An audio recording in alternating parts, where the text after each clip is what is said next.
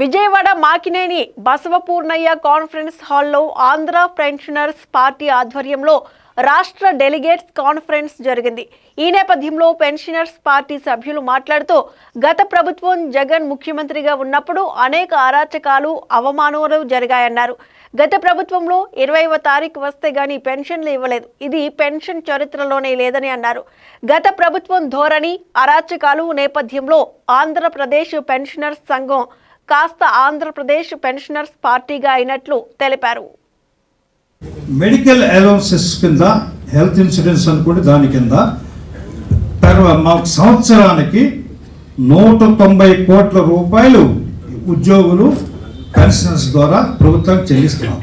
మీరందరూ గమనించండి, 190 కోట్లు ఉద్యోగుల నుంచి జీతాల నుంచి పెన్షనర్స్ నుంచి కట్ అవుతున్నటువంటి టోటల్ అమౌంట్ 190 crores.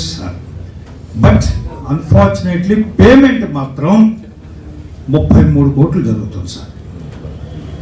ఎక్కడ 190 కోట్లు సార్ పేమెంట్? 190 కోట్లు. ఇది వేగ్ ఫిగర్ కాదు సార్, ఆర్టీఐ కింద director of treasuries and accounts నుంచి నేను తెప్పించిన ఫిగర్ సార్.